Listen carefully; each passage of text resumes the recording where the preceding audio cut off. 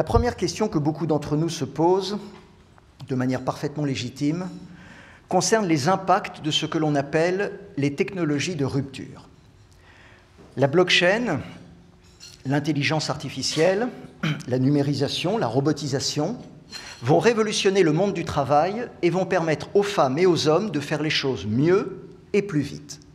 D'une part, nous devons nous préparer au fait que la plupart de nos métiers vont être complètement révisés et transformés au cours des prochaines années.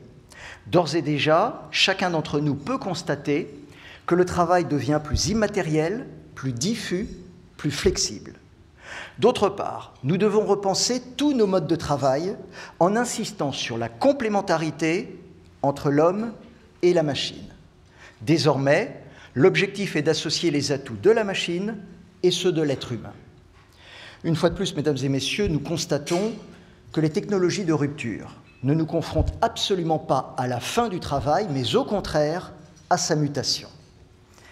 La deuxième question que beaucoup se posent concerne les conséquences de l'intelligence artificielle sur l'emploi.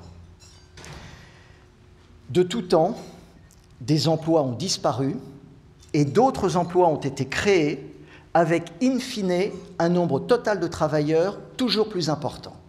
Il en sera de même avec la révolution numérique si nous investissons massivement sur la formation des femmes et des hommes. L'économie mondiale, mesdames et messieurs, va être profondément bouleversée au cours des prochaines années. Toutes les études sur le sujet convergent pour estimer qu'au moins 60% des métiers seront profondément transformés au cours des 10 à 15 prochaines années. Près de 50% des emplois seront également transformés. Près de 800 millions d'hommes et de femmes dans le monde devront changer de job. Cette mutation, qui va se jouer dans les 10 à 15 prochaines années, c'est-à-dire dans un laps de temps jamais expérimenté dans l'histoire de l'humanité.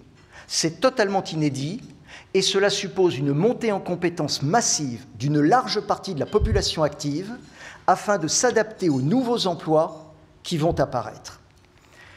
Les entreprises, qui sont en quelque sorte le fer de lance de la nouvelle société digitale, doivent dès maintenant préparer la transformation de leur modèle managérial et de leur modèle social, car leur capacité à accompagner la révolution du travail sera un élément différenciant clé dans la conquête de nouveaux marchés.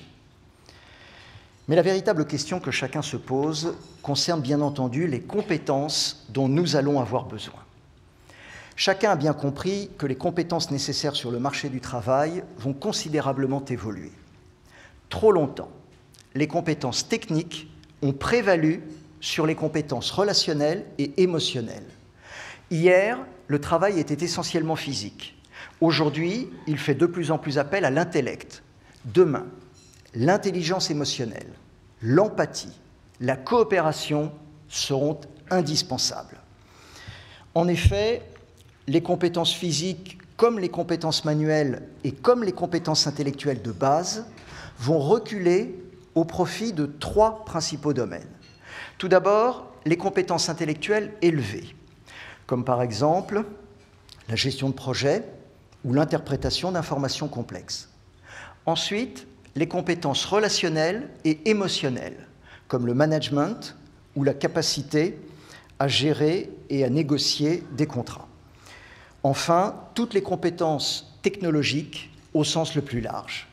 Les aspects humains du travail auront une importance croissante et il sera indispensable pour chacun d'entre nous d'acquérir et de développer des compétences qui seront complémentaires à celles des machines, comme par exemple la capacité à innover, la capacité à être réactif ou tout simplement la capacité à travailler en équipe. Comme vous le savez très probablement, mesdames et messieurs, il existe 4 grandes compétences qui sont spécifiques à l'être humain et qui sont trop complexes pour les machines. Ces 4 compétences sont la créativité, l'esprit critique, la coopération et la communication. La bonne nouvelle, c'est que chacun d'entre nous peut acquérir et améliorer la maîtrise de ces compétences.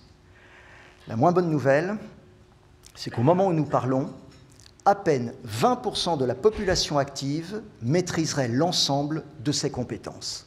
Autrement dit, Le défi le plus urgent et probablement le plus important pour nous aujourd'hui est celui de l'éducation et de la formation.